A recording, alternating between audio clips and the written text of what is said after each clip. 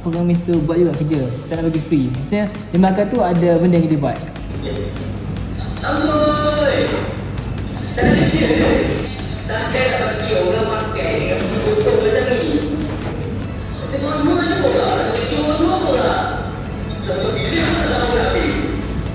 Okay. Saya tak ada jangan puasa. Abang ni lama Mak dia, awak cari Mr. Chong. Lepas dah ambil barang, awak minta dia tanda tangan kat sini. Faham? Kena dia. Tak payah nak Aisyah kena marah dah. Apa? Habis tu, sampai bila awak nak harapkan bantuan orang lain? Orang macam saya ni susah nak bekerja kak. Kan aku dah cakap ni. Oh. Lepas tu sama ni. Ni dah yang Abang Rashid selalu diingatkan. Kan kita orang dah bagi kerja. Awak yang tak nak buat. Ha? Boy, tak nak kerja ke? Ha? Yang pusing sepah-sepah macam ni. Siapa jadi sudu ni? Tak nampak ke kotor lagi? Senang-senang dia letak dekat sini. Takkan nak pergi orang makan dengan sudu kotor. Yang korang ni tak habis-habis buat.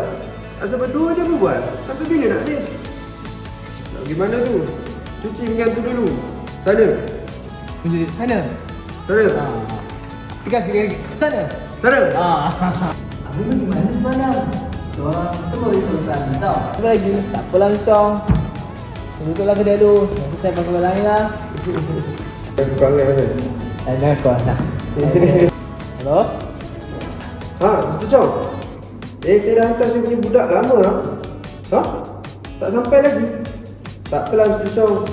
You baliklah dulu. Besok saya hantar orang lain. Sorry ah. Okay, bye ah. Tak senang lah cakap macam tu. Orang macam saya ni susah dapat kerja kak. Kan kita orang nak bagi kerja. Awak aja nak buat. Kak boleh lah cakap macam tu.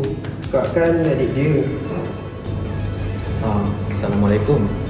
Boleh tak saya nak minta makanan sikit? Jadi dah. Kesian lagi. Ya, dah. Assalamualaikum.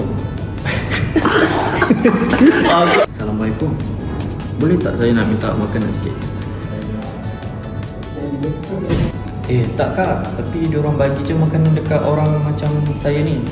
Tak payah kena buat kerja lah, tak payah kena marah lah. Action. Amboi, tak nak kerja ke? Ha? Dengan kerusi bersepah-sepah macam ni. Siapa cuci sudu ni? Tak nampak ke kotor lagi? Senang-senang dia letak dekat sini. Takkan nak pergi orang makan dengan sudu kotor. Yang korang ni tak habis-habis berbual. Asal berdua je berbual. Sampai bila nak habis?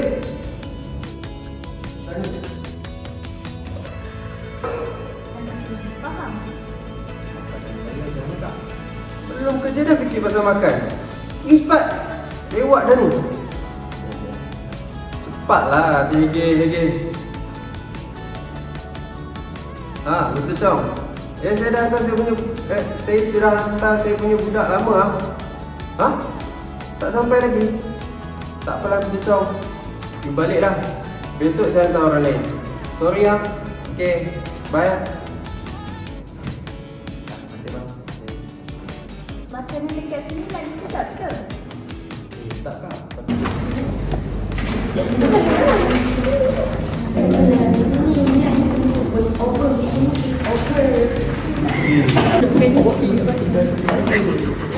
Email? Tu. Tak ada tu.